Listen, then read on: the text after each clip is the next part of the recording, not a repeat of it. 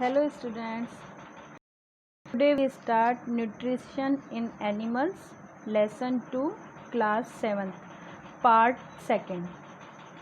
Today we start with nutrition in amoeba. We all know that amoeba is a unicellular organism and all the process of nutrition are performed by the single cell. यानी कि जो amoeba है वो एक कोशिकीय जंतु है जिसके अंदर सभी न्यूट्रिशन प्रोसेसेस एक सिंगल सेल के द्वारा ही होता है। किस तरीके से होता है वो अपन अब देखते हैं। उसके अंदर ingestion, digestion, absorption, assimilation, egestion सभी इसी एक सेल के थ्रू ही होता है। The amoeba uses the pseudopodia to ingest food, यानी फूड को अंदर लेने के लिए वो सूडोपोडियाज का यूज़ करता है, जहाँ पर जो फूड जैसे ही जो फूड स्मॉल फूड आता है उसके पास में वो क्या कराता है, उसके चारों ओर एक स्फेरिकल फूड वैक्यूल बना लेता है। Spherical food vacuole in the pseudopodium forms around the angle food particle, उसके चारों ओर एक फूड वैक्यूल बन जाती है और वो फूड को अंदर ले लेती है। और यह जो फूड वैक्यूल होती है वो एक टेम्परेरी स्टमक की तरह काम करती है। The vacuole can be treated as a temporary stomach of the amoeba.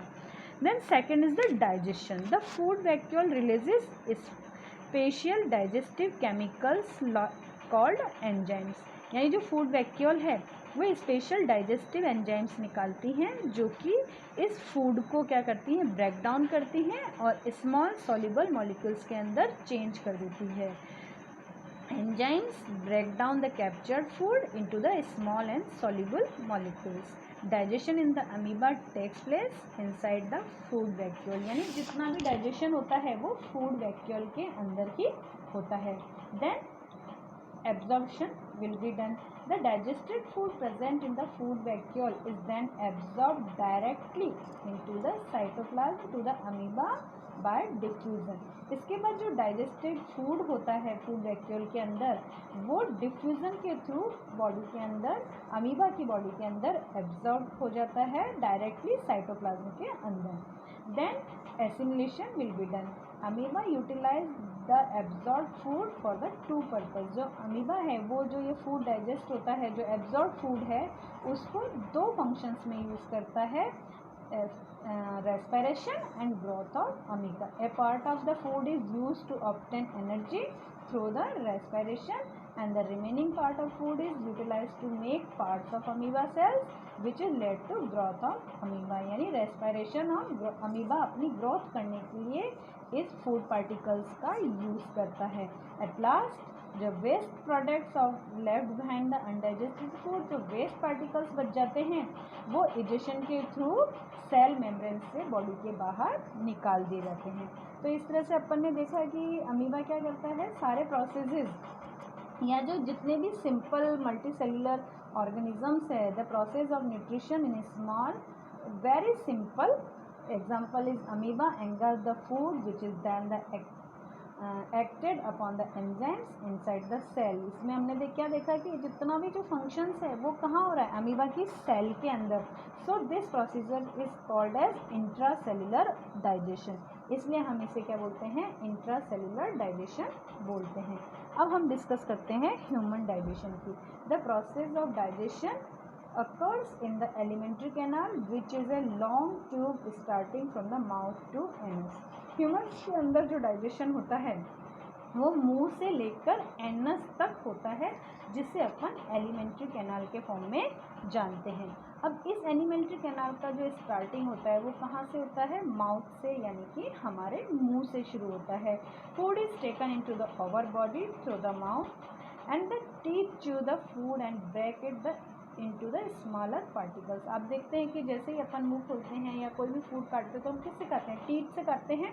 अगर आप अपना मुंह ओपन करेंगे तो आपको क्या क्या चीज़ दिखाई देती है, टंग, सलाइवरी ग्लैंड्स एंड टीथ। तो ये सभी जैसे ही हम फूड को अपने के अंदर रखते हैं और वो फूड पार्टिकल्स दांतों की सहायता से हम जो स्मॉल पार्टिकल्स के अंदर काटते हैं उस प्रोसेस को हम क्या कहते हैं, चबाना या मैस्टिकेशन।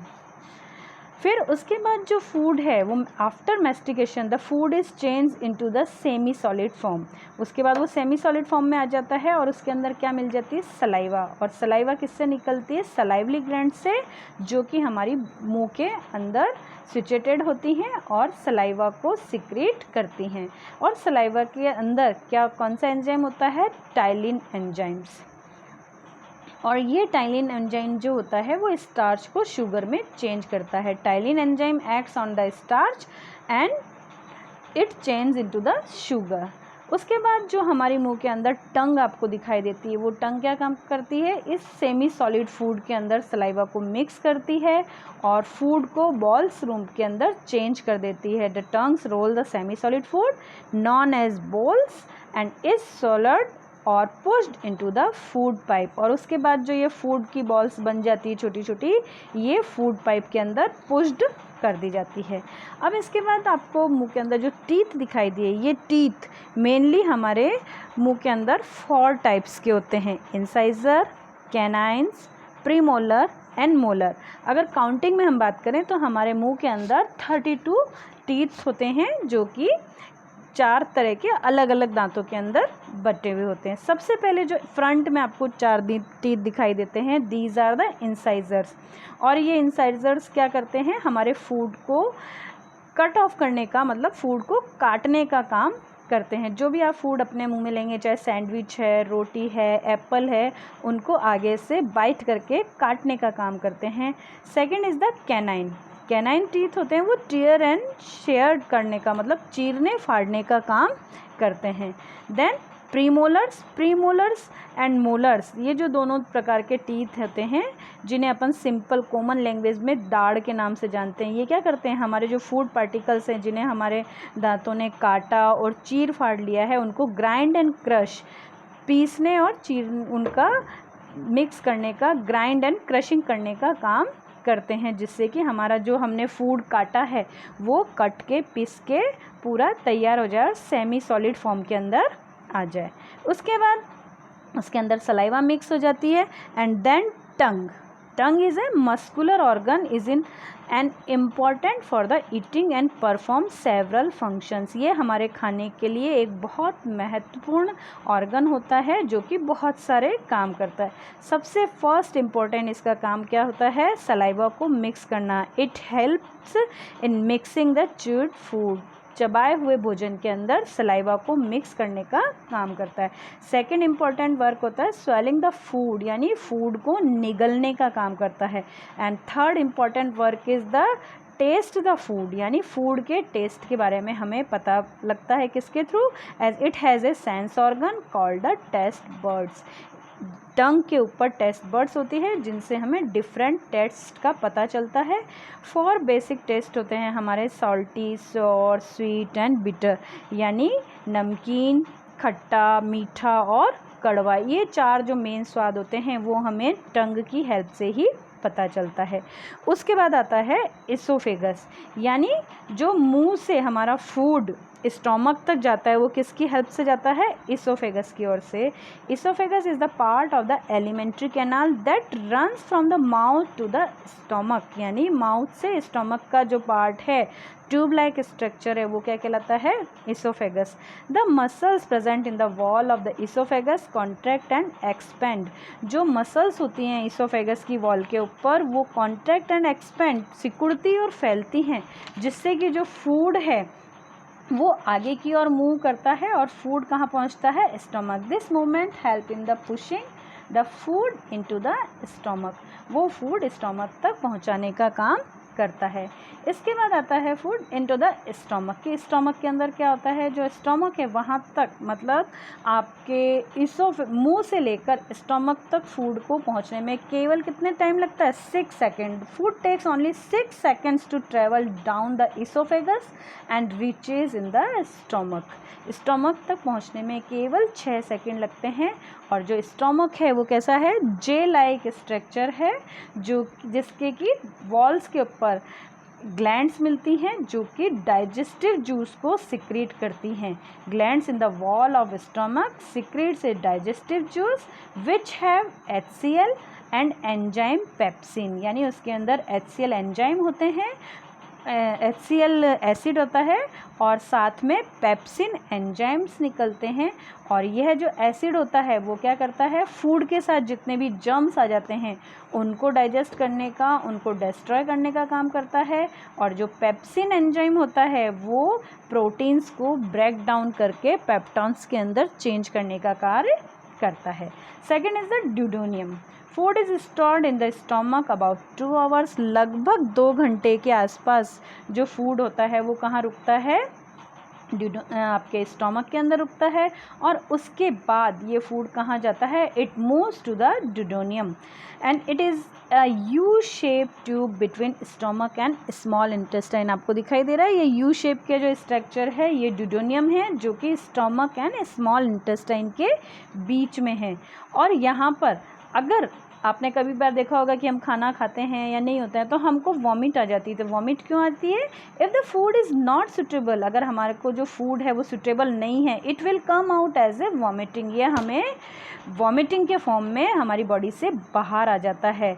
और this is due to muscles, जो इसके अंदर जो मसल्स होती हैं उनके जो वायलेंट कॉन्ट्रैक्शन होता है, उनके तेज़ी से सिकुड़ने के कारण ये वापस हमको वॉमिटिंग के रूप में बाहर आ जाता है।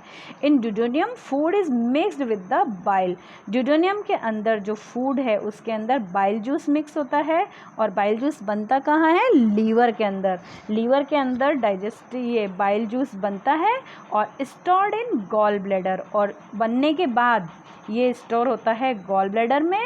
और जो ये बाइल जूस है ये किस में हेल्प करता है, it helps the digestion of fatty acid. जो हमारे फूड के अंदर फैटी एसिड्स होते हैं उनको डाइजेस्ट करने में ये बाइल जूस हेल्प करता है।